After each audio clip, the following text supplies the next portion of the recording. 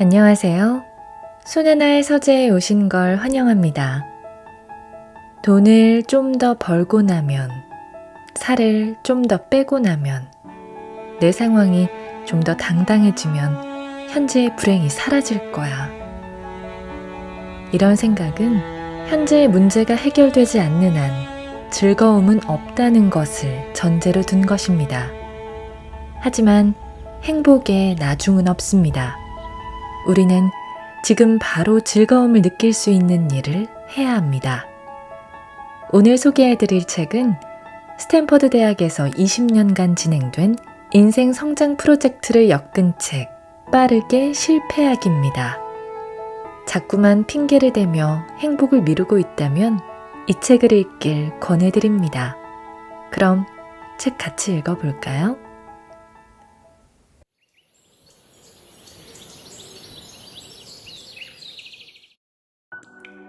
지금 바로 즐거움을 느낄 수 있는 일인가? 그 문제만 해결되면. 어느 날 상담실로 어깨를 축 늘어뜨린 학생이 찾아왔다. 그는 심각한 표정으로 이렇게 물었다. 선생님, 제가 진심으로 원하는 일, 저에게 가장 잘 맞는 일은 무엇일까요? 만약 그 일을 찾게 되면 저는 가장 먼저 무엇을 해야 할까요?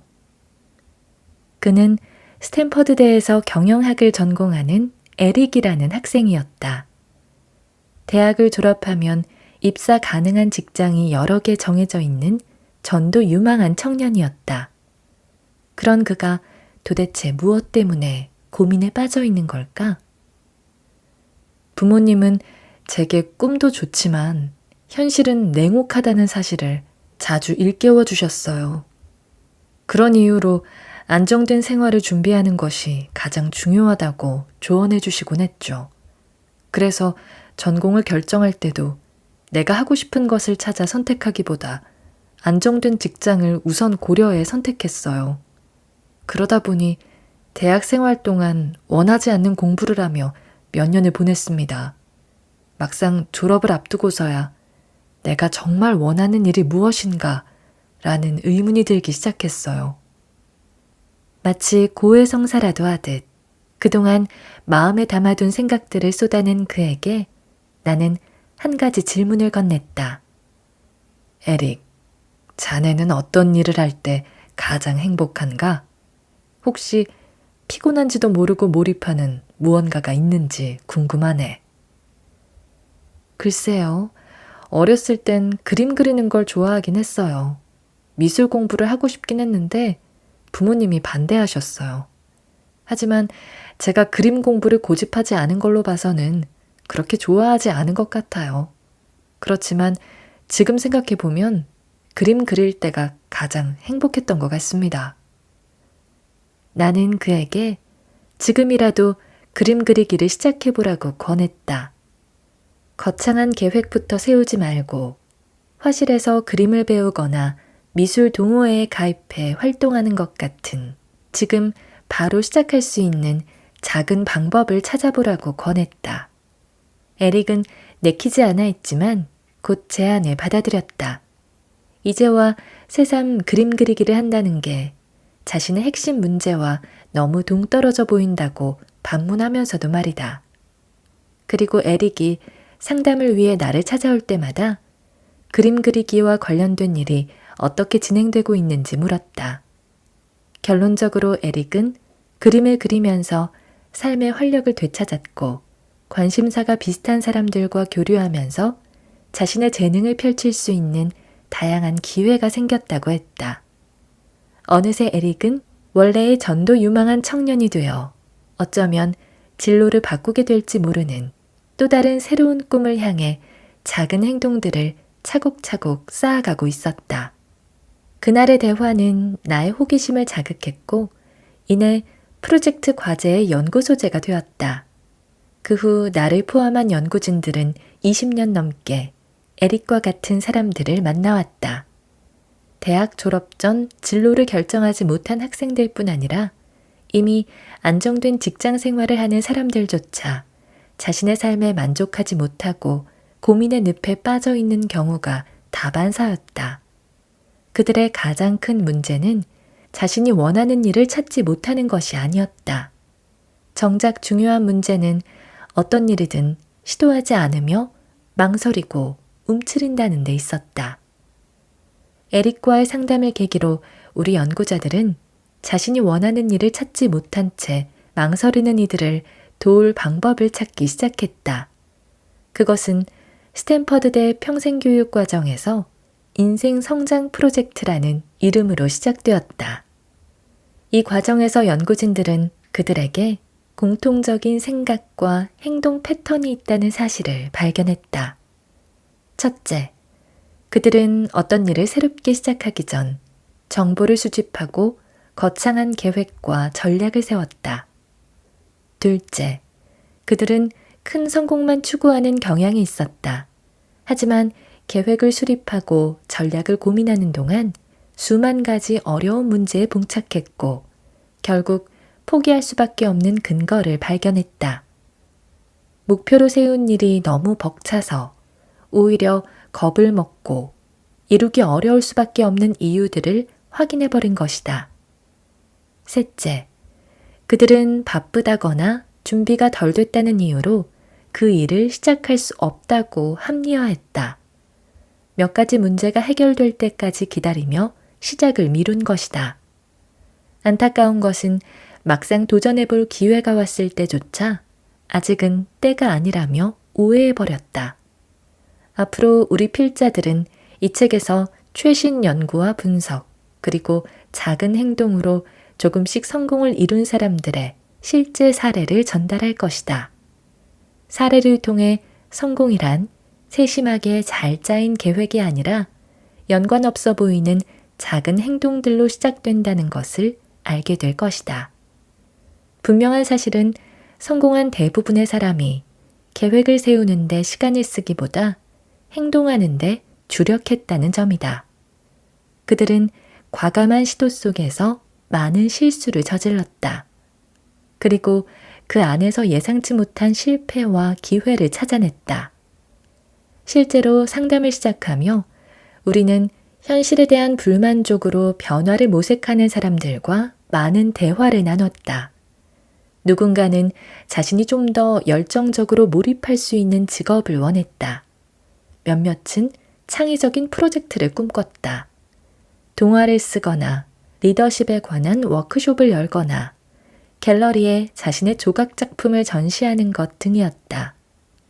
또 어떤 이들은 자신을 스스로 속박하는 행동들로부터 자유로워지길 바랐다.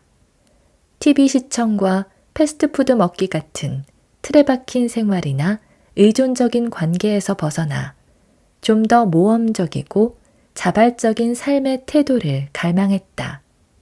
그런가 하면 무엇을 원하는지 당장은 모르지만 삶의 방향을 전환해 새로운 경험을 쌓고 싶어 했다.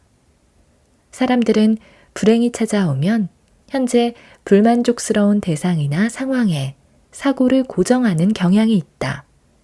예를 들어 이 형편없는 직장을 그만두면, 이기적인 여자친구나 남자친구와 헤어지면, 좀 더 활기찬 도시로 이사하면, 비로소 여유를 찾고 인생을 즐길 수 있을 것이다 라고 생각한다.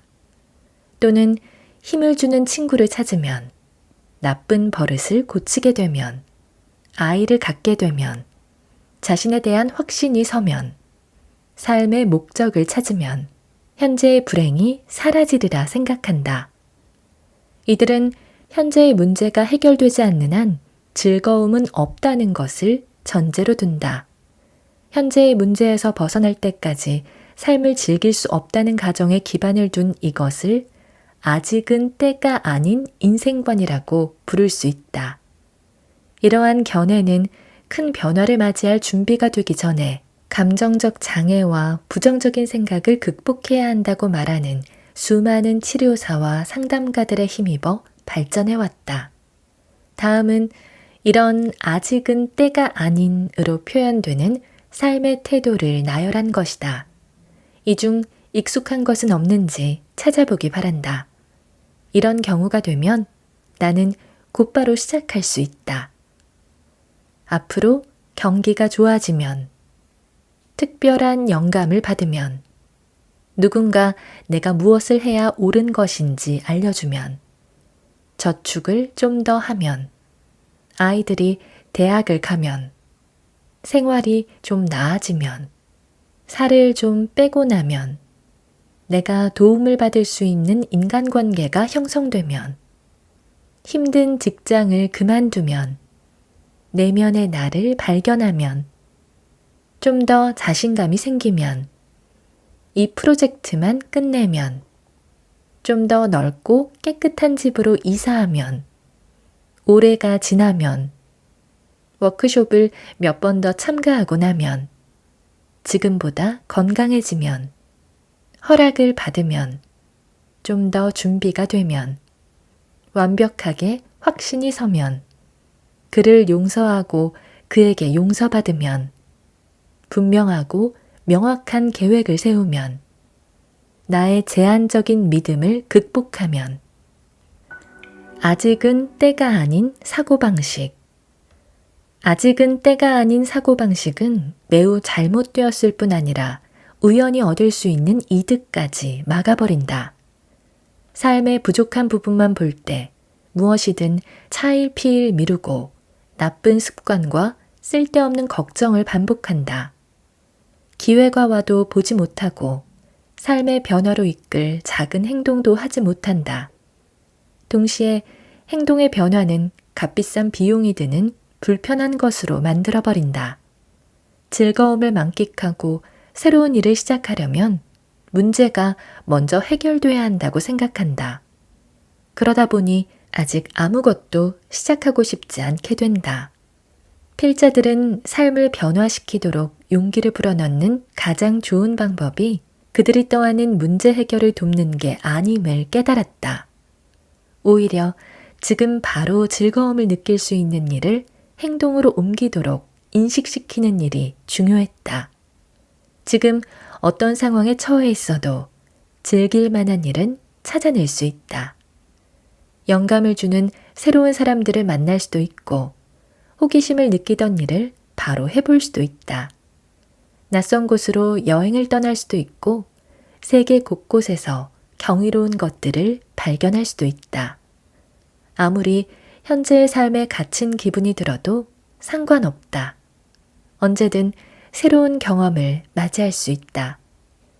당신의 삶이나 커리어가 불안정하고 애매하다고 느끼는가? 그렇다면 즐기는데 시간을 더 투자하라는 말을 공감하기 어려울지 모른다. 혹은 경력을 쌓는 것은 매우 중요한 일 아닌가요? 라고 반문할 수도 있다. 하지만 이 질문에 대한 우리 연구진의 대답은 결코 그렇지 않다이다. 물론 스트레스로 녹초가 된 상태거나 불행하다면 인생의 즐거움을 찾고 싶은 기분조차 들지 않을 것이다. 새로운 시도를 하기 전에 현재 상황이 개선될 때까지 기다리고 싶을 수도 있다. 하지만 늘 하던 행동을 고수하기로 결정한 이상 상황은 전혀 개선되지 않는다. 설령 생각했던 문제가 해결돼도 이내 다른 문제가 나타나 삶을 어렵게 만들 것이다. 해답은 단순하다. 만약 삶을 변화시키고 싶다면 지금 당장 즐거움을 만끽할 작은 행동을 시작하라.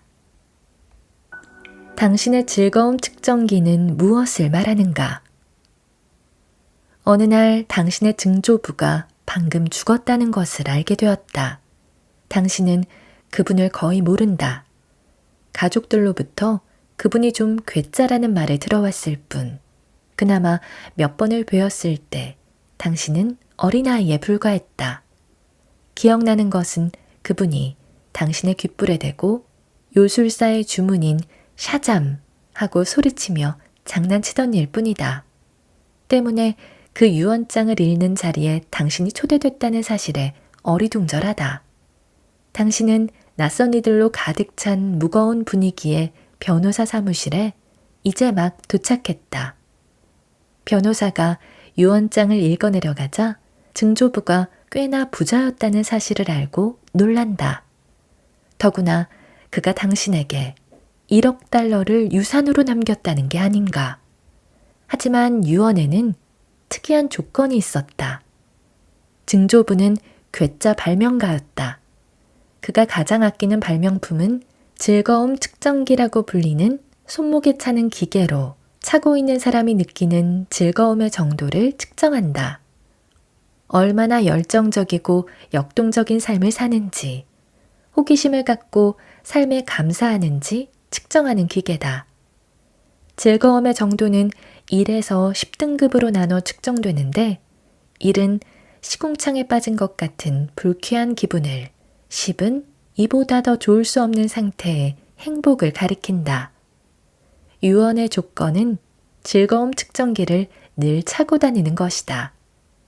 이 기계는 매일 당신이 느끼는 즐거움 지수를 변호사 사무실로 무선 전송한다. 만약 1년 동안 지수가 7 이하로 떨어지지 않으면 증조부가 남긴 1억 달러의 유산은 당신 것이 된다. 하지만 하루라도 7 이하로 떨어질 경우 유산은 단 한 푼도 받을 수 없다.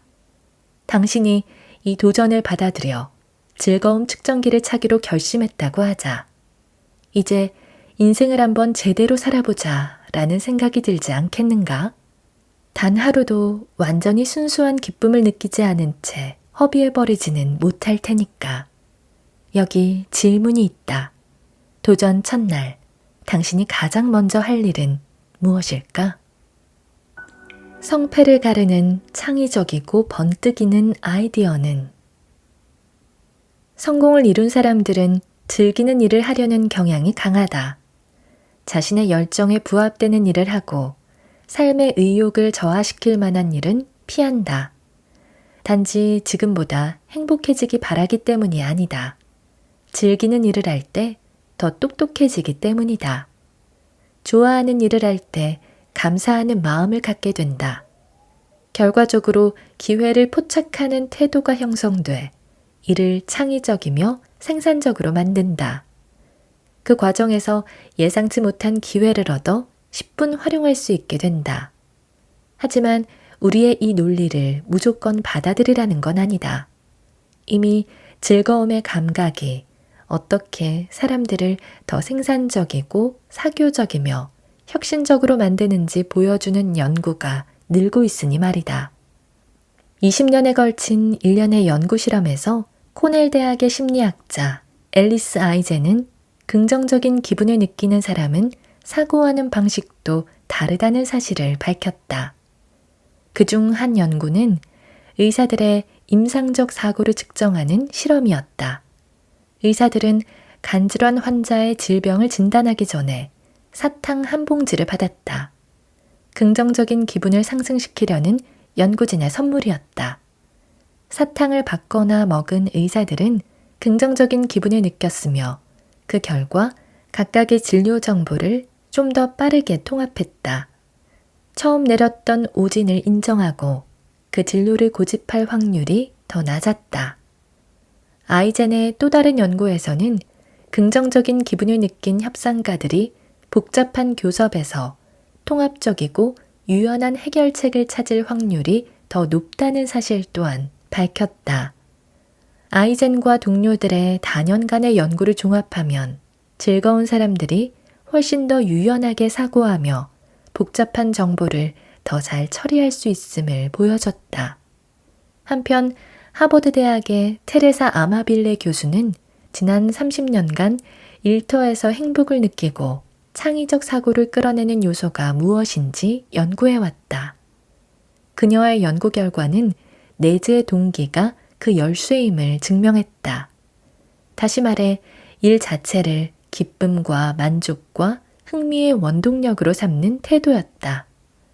대조적으로 높은 연봉이나 명성, 외부 보상 같은 외제 동기에 의해 일하는 사람들은 창의성이 상대적으로 낮았다. 아마빌레의 연구는 다양한 실험을 통해 입증되었다. 그중 한 가지 실험을 살펴보자. 아마빌레는 72명의 창의적인 작가들에게 눈에 대한 짧은 시를 쓰도록 했다. 그 다음 72명을 세 조로 나눴다. 2개 조는 글을 쓰는 이유에 대한 설문지 작성을 요청받았다.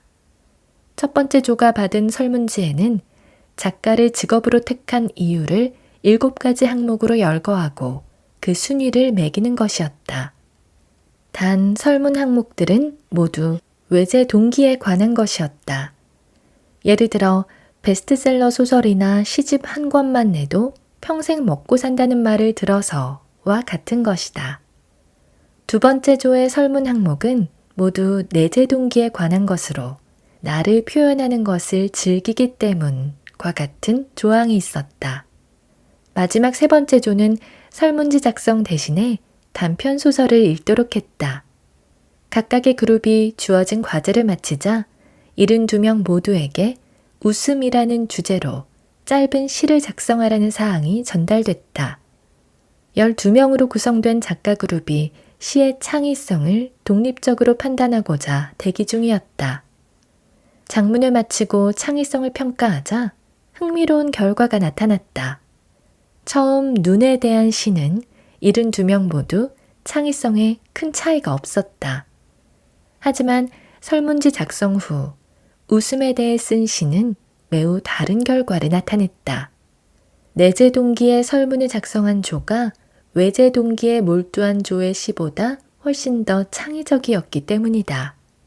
평소에 글을 쓰던 사람도 단 몇 분 동안 외재 동기를 생각하는 것만으로 창의성이 저하됐다.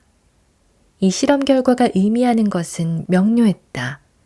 외형적으로 보이는 성공을 위해 개인적인 즐거움을 희생시키면 창의성은 크게 떨어진다는 것이다. 아마빌레의 또 다른 연구도 살펴보자. 아마빌레와 동료들은 238명이 쓴 총 12,000건의 직원 일지를 연구했다. 그 결과 일기를 쓴 사람의 기분이 좋은 날에 창의적 아이디어가 떠오를 확률이 50%나 증가했다. 또한 긍정적인 기분은 2월 효과도 있는 것으로 나타났다. 오늘 기분이 좋았다면 내일이나 모레 창의적인 생각이 떠오를 확률이 더 높았다. 오늘 느낀 좋은 기분이 며칠 후 새로운 아이디어를 샘솟게 만든 셈이다. 채플힐에 있는 노스캐롤라이나 대학교의 심리학자 바바라 프레드릭스는 긍정적인 기분은 사람의 생각과 행동 범위를 넓히는 반면 부정적인 생각은 개인의 사고를 제한하는 역효과를 낳는다고 발표했다. 한 연구에서 프레드릭스는 104명의 대학생들을 2조로 나눠 각각 긍정적 혹은 부정적이거나 중립적인 기분을 불러일으키는 영화를 보게 했다. 영화 감상을 마치고 2개의 이미지를 보여주며 둘 중에 좀 더 보편적인 이미지를 고르게 했다. 그러자 긍정적인 기분을 느낀 학생들은 전체적인 특징에 더 신경을 쓰는 반면 부정적인 기분을 느낀 조의 학생들은 좁은 시각으로 이미지의 부분적인 세부 사항에 집착해 결정하는 모습을 보였다. 프레드릭스는 이 연구를 비롯해 많은 실험으로 긍정적인 기분은 새롭고 다양한 사고와 행동을 하게 만든다는 결론을 내렸다.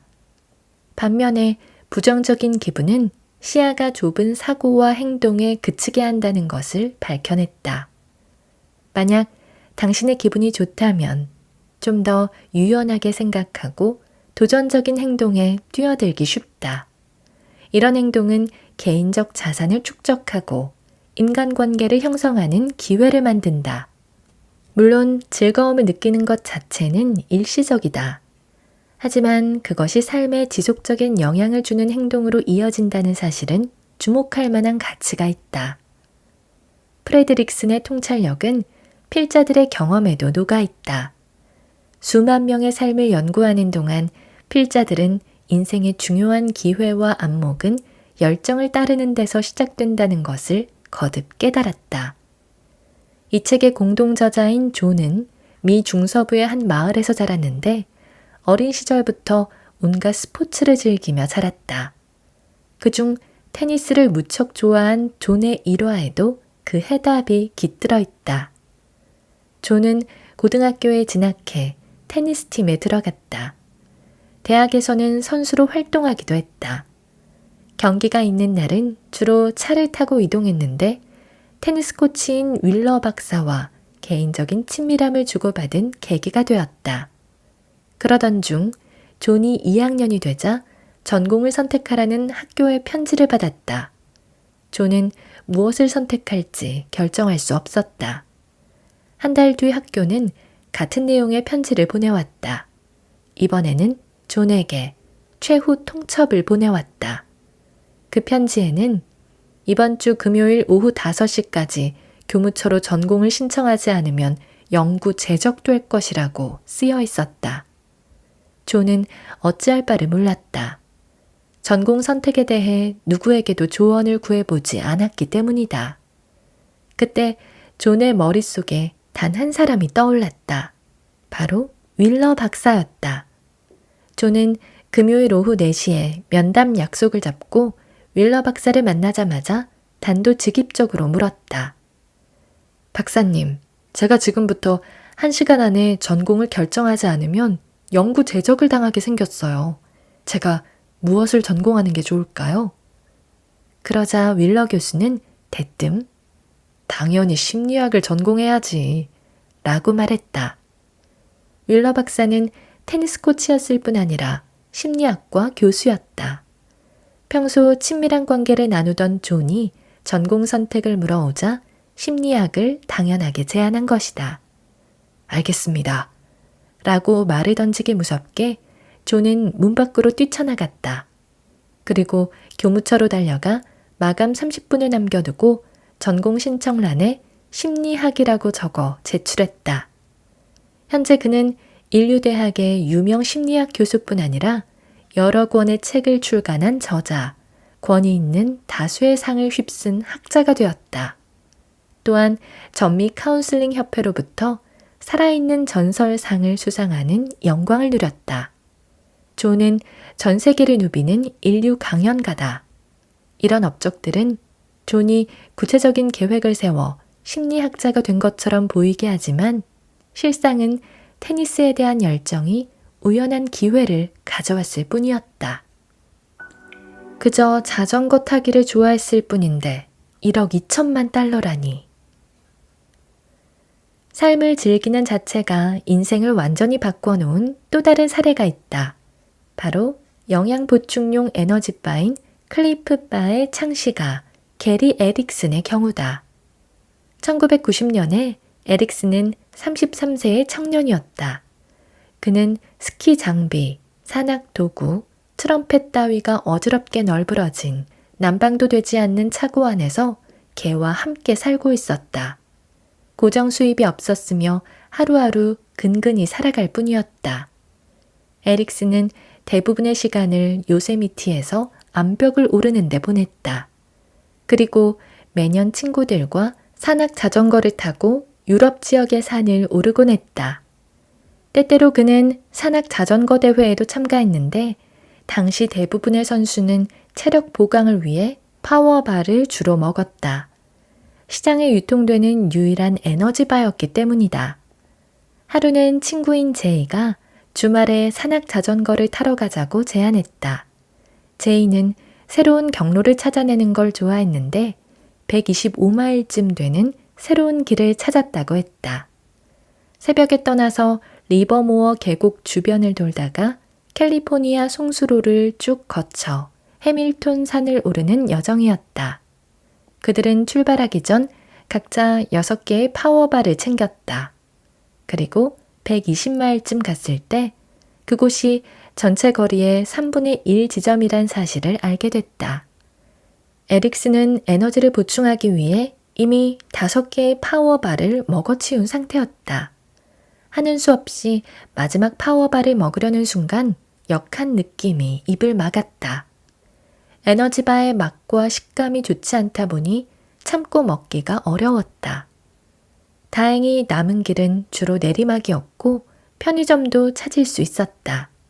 도넛 한 상자를 사서 정신없이 배를 채우던 그 순간 에릭슨의 뇌리를 스치는 한 가지 생각이 있었다. 그래, 내가 파워바보다 더 맛있는 에너지바를 만들면 되지 않겠어? 너무 맛있어서 6개를 한꺼번에 모두 먹고 싶게 만드는 그런 에너지바 말이야. 당시 에릭슨의 어머니는 캘리포니아 버클리 지역에서 조그만 빵집을 운영하고 있었다. 주로 어머니의 레시피에 따라 군것질거리를 만드는 가게였다. 에릭슨은 그곳에서 에너지바를 만들기 시작했다. 여러 종류의 귀리, 말린 과일, 천연 감미료 등을 사용하며 다양한 방법을 시도하기로 했다. 그러는 동안 수도 없이 실패한 반죽을 내다 버리고 주걱을 부러뜨렸다. 한 번은 어머니의 키친에이드 믹서 모터를 모두 태워버린 적도 있었다. 하지만 6개월쯤 지나자 드디어 원하는 결과를 얻었다. 가공하지 않은 건강한 재료로 만들어진 영양 만점의 에너지바를 만든 것이다. 거기다 맛과 식감은 일반 쿠키와 다름없었다. 에릭슨은 대회 때마다 자신이 만든 에너지바를 친구들과 다른 선수들에게 나눠주기 시작했다. 그러자 폭발적인 반응이 쏟아졌다. 1992년 에릭슨은 클리프 바를 정식 상품으로 등록했다. 에릭슨의 클리프 바는 처음부터 대박이었다. 첫 해에만 70만 달러 이상을 팔아치웠고 그 후 10년간 기하급수적으로 규모가 커져 3년째 되는 해에는 100만 5천 달러의 판매고를 달성했다.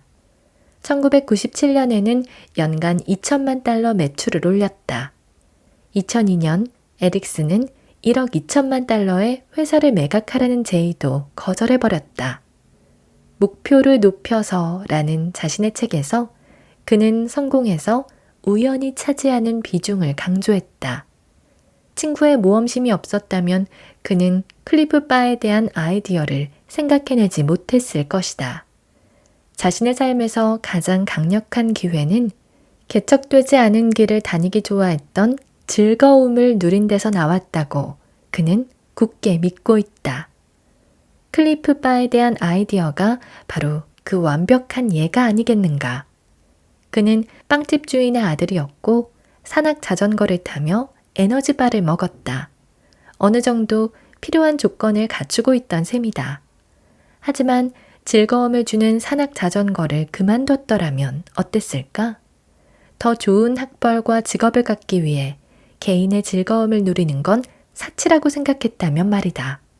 분명 예기치 않게 찾아오는 우연으로 가장된 기회는 영영 그의 것이 아니었을 것이다. 즐거움의 극적인 순간. 수면 시간이 업무 생산성과 기분에 큰 영향을 미친다는 말을 들어봤을 것이다. 규칙적인 수면을 하지 못하면 누적된 피곤으로 집중하기 힘들 뿐 아니라 일상생활도 제대로 하기 힘들다. 비슷한 맥락에서 만약 음식을 먹지 않고 오랜 시간 버티면 체내 에너지가 바닥나고 몸의 기력이 다해 아무것도 하기 싫어진다. 그래서 우리는 일정한 시간마다 건강한 음식을 먹으려고 애쓴다. 삶에서 느끼는 즐거움도 수면이나 음식 섭취와 다르지 않다. 즐거움을 충분히 느끼지 않으면 삶의 의욕이나 욕구도 없어진다.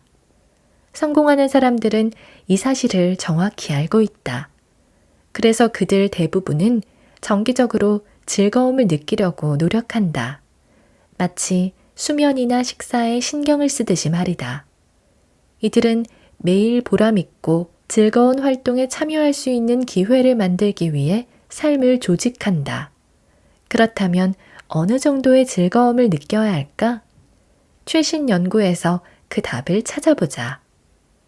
앞서 소개한 바바라 프레드릭스는 긍정에 관한 최고의 연구 3대 1의 비율이 당신의 삶을 바꾼다에서 이렇게 밝혔다. 행복하게 정돈된 인생을 사는 한 가지 방법은 한 번의 부정적인 기분을 겪을 때마다 최소 3번의 긍정적인 감정을 경험하는 것입니다. 여기서 말하는 긍정적인 경험은 거창한 게 아니다. 산책을 하거나 친구와 차를 마시는 정도의 단순한 일이다. 핵심은 이 긍정적인 경험이 정기적으로 일어나야 한다는 점이다. 프레드릭슨의 3대1 비율이 말하듯 긍정적인 경험이 부정적인 경험보다 최소 3배 이상 높아야 한다. 사람들의 긍정 비율에 대한 놀라운 사실은 그 비율에 따라 예기치 못한 일들이 한순간에 폭발하는 극적인 순간, 바로 티핑 포인트가 일어나기 쉽다는 겁니다. 일정 비율 아래로 떨어지면 부정적 기분으로 가득한 상태에서 헤어나올 수 없게 되거든요. 행동도 너무나 뻔한 쪽으로 굳어버리죠. 부담을 느끼니까 그래요. 가끔은 넉나간 것처럼 보이기도 합니다. 하지만 일정 비율 이상이 되면 긍정적인 기분에 힘입어 상승세를 타고 쭉 올라가죠. 그러면 행동도 창의적이 됩니다. 그렇게 성장하는 거예요. 행복감에 들뜨고 살아있다는 걸 느끼면서요. 테레사 아마빌레도 발전의 원칙, 작은 성공으로 일터에서 즐거움, 열정, 창의성을 일깨우는 법에서 이 사실을 언급했다. 아마빌레에 따르면 직장인의 성공에서 가장 중요한 요소는 의미 있는 일로 발전할 기회를 얻는 것이라고 했다. 쉽게 말해 프로젝트를 끝냈거나 문제의 해결 방법을 찾았을 때를 말한다. 사람은 자신이 중요하다고 느끼는 일에서 가장 긍정적이고 창의적이 된다. 반대로 무관심한 환경이나 좌절감을 느끼면 부정적 상태가 된다. 따라서 아마빌레는 동기를 잃지 않고 업무의 능률을 유지하려면 매일 즐겁고 의미 있는 발전의 기회를 가져야 한다고 주장한다.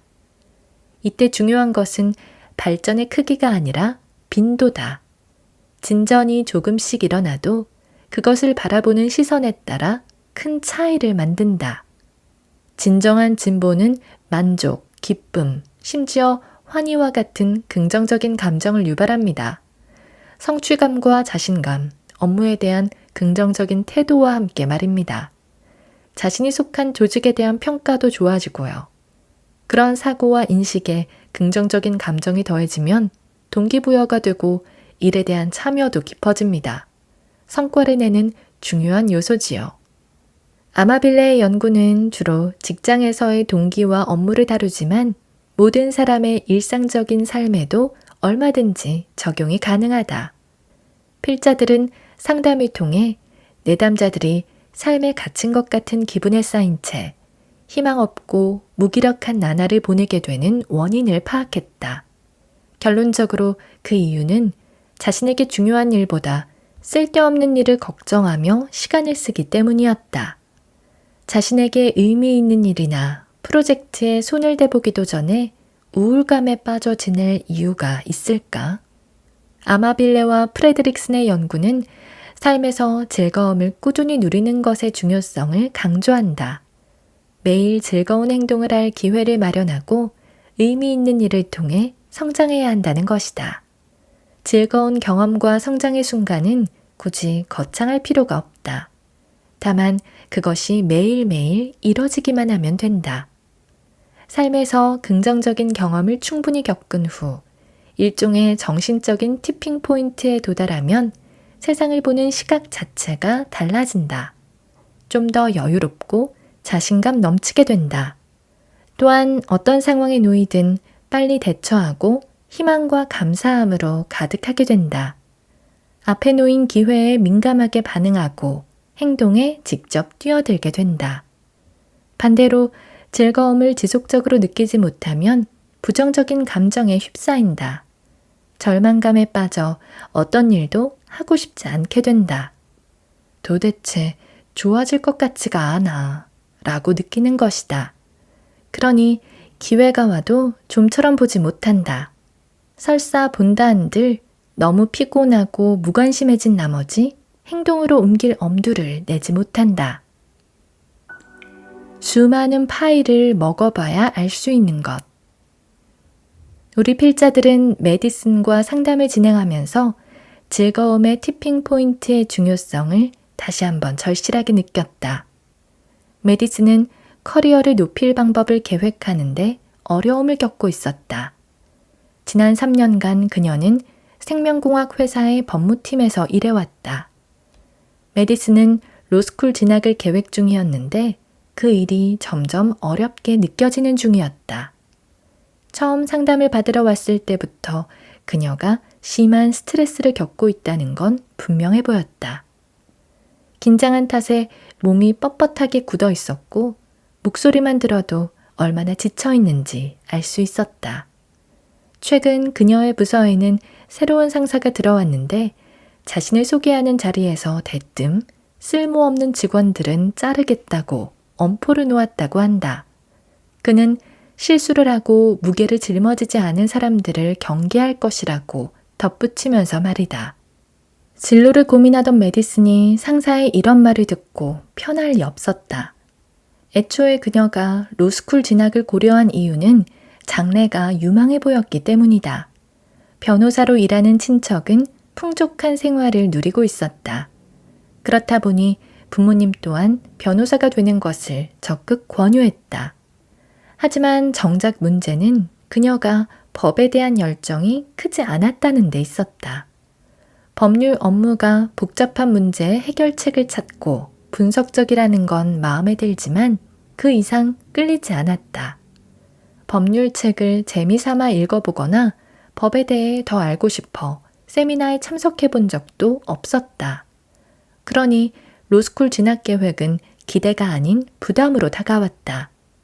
더구나 진학에 꼭 필요한 입학시험 준비에도 진척이 없었다. 시험에 강한 편이니 고득점이 가능할 거라는 자신감이 있기는 했다. 하지만 공부만 시작하려고 하면 쉽게 지치고 걱정이 앞섰다. 메디슨의 상황 설명을 듣던 우리는 그녀의 목소리에 진실한 열정이 없다는 걸 단번에 눈치챘다. 변호사가 되는 게 얼마나 흥미로울지에 대해 말하는 목소리가 마치 마음에 들지 않는 남자와 데이트한 얘기를 들려주는 것 같았다. 상대에 대한 나쁜 말을 꺼리면서 그 사람이 매너는 훌륭하더라고요. 라고 말하는 듯 했다. 이 점을 지적하자 그녀는 한바탕 크게 웃었다. 전곡이 찔린 듯 내면의 표현력이 억눌린 모습을 보였다. 우리는 메디슨에게 평소 즐겨하는 일이 무엇인지 물었다. 그러자 글쎄요, 요즘엔 통 재미있는 일을 못해서요. 라고 대답했다.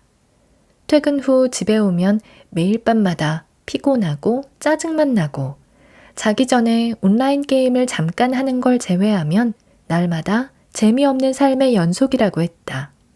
공부를 미루는 것도 죄책감이 들고 완전 무장을 한 채 일터로 나가지 않는 이상 좀처럼 아무것도 손에 잡히지 않는다고 했다. 극심한 스트레스 탓에 남자친구와의 관계도 점차 악화되고 있었다. 그녀는 종종 그를 참을 수 없었고 껴안고 싶지 않았다. 그녀의 이야기를 듣고 우리가 메디슨에게 내놓은 첫 번째 해결책은 삶의 즐거움을 늘리라는 것이었다. 시험에 너무 전전긍긍하는 것 같으니 아예 3개월 정도 여유를 갖고 공부 대신 즐거운 일을 좀 더 많이 하라고 조언했다. 메디슨은 확실히 안도감을 느끼며 우리의 제안이 좋은 생각처럼 들린다며 동의했다. 우리는 그녀에게 과거에 즐기면서 했던 일이 있었는지 물었다. 사실 오랫동안 연기를 한번 해보고 싶었어요. 그녀의 대답은 뜻밖이었다. 메디슨은 중고등학교 시절 내내 연극반이었고 대학 시절에도 연극 동아리에서 공연을 했다고 말이다. 흥미로운 것은 연기 경험을 말하는 그녀의 목소리가 상당히 흥분되기까지 했다는 점이다. 이런저런 농담을 하며 여유로운 모습을 보이며 순간 완전히 딴 사람이 된 듯 보였다. 에너지가 넘쳐 생생한 온기를 내뿜었다. 우리는 그녀에게 가능하면 빨리 연기 활동에 참여할 방법이 있느냐고 물었다. 대학 시절 연극 동아리 친구들과 매주 모여 오디션 준비를 하곤 했는데 직장에도 연기에 관심 있는 직원들이 몇몇 있는 것 같아요. 그 사람들과 새로운 연극팀을 만들면 어떨까요? 회사로 돌아간 메디슨은 몇 가지 준비를 마치고 곧바로 연극 동호회를 만든다는 이메일을 보내기 시작했다. 첫 번째 모임을 가졌던 날, 4명의 동료가 자신의 집에 모인 일을 얘기하는 그녀는 흥분한 기색이 역력했다. 앉아있던 의자에서 거의 벌떡 일어날 정도였다. 그렇게 즐거운 시간을 보내고 나니 정말 즐거워서 크게 웃는다는 게 뭔지 그동안 잊고 있었다는 생각이 들더라고요. 메디슨이 인생을 좀 더 즐기기로 마음먹자 업무에 대한 만족감은 낮아졌다. 그녀가 상대하는 고객들은 주로 딱딱하고 언쟁하길 좋아하는 사람들 뿐이었기 때문이다. 더구나 메디슨에게 마치 좀비 같은 목소리로 대답할 것을 명령하곤 했다. 그러나 메디슨은 좀 더 즐겁고 호의적이며 다양한 배경을 가진 사람들과 일하고 싶다는 생각이 간절했다. 생각해보니 현재 직장이 그 정도라면 분명 법조계에서는 더 할 것 같다는 생각이 들었다. 지금까지 메디슨은 법 관련 직업만 생각해왔다. 그런데 이제는 묘한 전율을 느끼며 다른 진로를 고민하기 시작했다. 장래가 유망한 직업으로는 부족했다. 연극 동호회에서처럼 환호성을 들으며 즐겁게 할 수 있는 일을 직업으로 삼고 싶었다. 자신의 커리어를 천천히 돌이켜보니 가장 즐거운 경험은 대학교에서 학생 상담사로 일했던 것이었다. 그래서 학생들과 함께 할 수 있는 직업을 찾아보기로 결심했다. 여러 선택사항들을 검토한 후 메디슨은 유명 소프트웨어 회사에서 학생 참여를 관리하는 매니저 일을 택했다. 주된 업무는 소외계층의 엔지니어링 전공 대학생들과 관계를 맺는 프로그램을 만드는 일이었다. 도전적인 문제에 대한 해결책을 찾는 동안 비즈니스 리더들, 진로 전문가들, 대학 교수진과 함께 활동할 기회도 많았다. 학생들 개개인과 직접 만나 진로 탐색을 응원하면서 더 이상 일터에서 좀비처럼 앉아있을 필요가 없다는 생각이 들었다. 드디어 그녀 특유의 긍정적인 성격과 열정적인 태도를 드러낼 수 있는 일을 찾게 된 것이다. 메디슨은 한편으로 공연을 하며 연기 활동도 이어갔다. 최근에는 코미디에도 도전하고 있으며 지역 공연장에서 자신의 경험을 주제로 라이브 쇼를 펼칠 예정이라고 했다. 이제 그녀는 자신이 즐기는 일을 얼마든지 직업과 병행할 수 있다고 믿고 있다. 평소 미식가인 그녀는 이렇게 말했다. 살면서 맛있는 파이를 먹고 싶은 게 당연하지 않겠어요? 무슨 파이가 맛있는지 알려면 수많은 파이를 먼저 먹어봐야 한다는 걸 확실히 알게 됐어요. 즐거움 추적하기. 삶을 즐거운 순간들로 채우려면 어떻게 해야 할까? 살아있음을 느끼며 감사하고 호기심으로 가득한 열정을 갖기 위해서 말이다. 먼저 자신의 감정적 경험의 패턴을 살펴야 한다. 그중 한 가지 도구는 일기다. 많은 연구에 따르면 매일 일기를 작성하면 상당한 정서적, 인지적, 조직적 이점이 있음이 밝혀졌다. 당신의 삶에서 접근 방식을 구현하는 것과 관련된 경험과 통찰력에 대한 기록을 시작하는 것이 좋다. 일기를 쓰는 것은 자신의 감정을 알고 일상을 관리하는데 많은 도움을 준다. 일기는 굳이 구체적으로 쓸 필요가 없다. 그저 일상에서 관찰한 것들을 몇 분 동안만 기록해도 분명 도움이 된다. 날마다 일기에 담아볼 만한 내용은 다음과 같다. 오늘 특히 즐거웠던 일은 무엇인가? 오늘 배운 흥미로운 사실은 무엇인가? 3과 1, 가족과 친구에 대해 감사함을 느낀 일은 없었는가? 호기심을 자극한 일은 무엇인가? 놀라움으로 가득 차게 한 것은 무엇인가? 아름다우며 영감을 불러일으키는 것을 보았는가? 새롭게 시도해본 일이나 처음 가본 곳이 있었는가? 사람들과의 관계에서 보람찬 일이 있었는가? 즐거운 행동을 해야 하는 것처럼 자신의 창의성을 끌어낼 수 있는 내용들을 일기에 남겨보자. 문제를 직접 제시하고 새로운 실천법도 생각해보라. 마치 괴짜 철학자, 발명가, 호기심 많은 인류학자, 혹은 자애로운 휴머니스트가 된 기분으로 이것저것 써보거나 그려보는 것 등이다. 오늘 저와 함께한 시간 어떠셨나요? 편안한 시간이 되었길 바라며 또 들러주시길 기다리겠습니다. 그럼 잘 자요.